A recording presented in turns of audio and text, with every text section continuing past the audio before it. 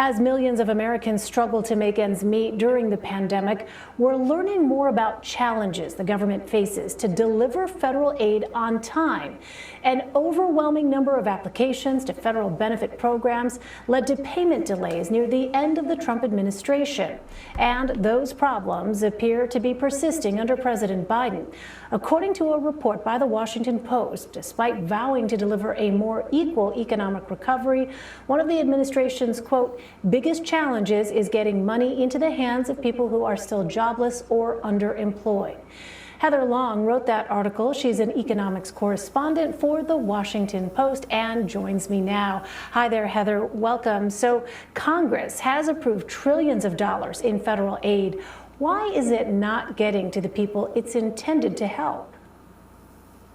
Well, a big part of the issue is we are still operating with these really antiquated government computer systems that are operating on COBOL and other programs from the 70s and 80s.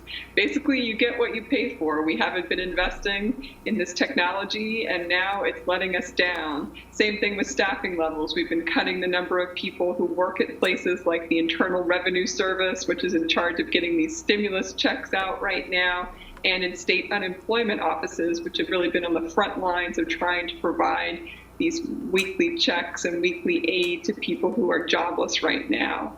So that's why we continue to see these problems even a year into this pandemic. Well, you report that some 30 million Americans who are eligible have not yet received their $1,400 stimulus checks. What's the explanation they're being given, and when might they actually get those checks? That's right. There was another glitch in the system where the Social Security Administration did not deliver the information about these 30 million some individuals to the IRS. So basically, one hand of government didn't talk to the other hand. This had been a seamless process in December when that second stimulus payment went out, the $600 payments, but for whatever reason in March, it fell through the cracks and there was a delay, and that's how we ended up with millions of people still waiting. The Biden administration did announce that yesterday on Wednesday, they did deliver quite a number of those payments, did go out, but they're still now waiting for information from the Veterans Administration. So these are U.S. veterans who are still waiting for their $1,400 payments. The Treasury just said those wouldn't go out till April 14th. April 14th. You touched on this a moment ago, Heather. You report the IRS has been hit with budget and staff reductions. With tax day being delayed a month, what can we expect this filing season? Yes, it's certainly been pretty chaotic so far. We've been reporting on a lot of people have had their returns and particularly their refunds. You know, people really wait for these refunds. It helps to pay their rent or pay their car payments or student loans. And those there's been a real delay in getting refunds out at the IRS. There's currently a backlog of close to 10 million returns. These are 2020 returns. Many people, particularly low-income people who filed right away, right when things opened around February 12th, still have not seen their refund because their return has been sent for extra review. And then there's people who are still waiting for their 2019 return, particularly if you filed a paper return. That has not been processed yet. Huge backlog in processing paper returns.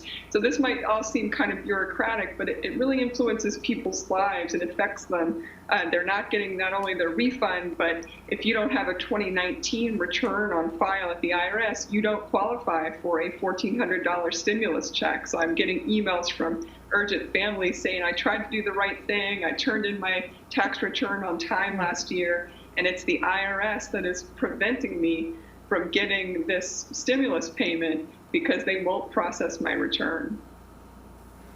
It really just sounds like such a domino effect, Heather. The December and March stimulus packages set aside $45 billion to help people who are behind on rent. What's going on with that money? This is going to be the real test for the Biden administration, and it illustrates and underscores why we know there's so much need. The latest data tell us 1 in 7 renters, so over 8 million renters, are still behind on rent at the end of March. So this is an ongoing problem. Obviously, the landlords also want to get paid. They're not getting paid right now.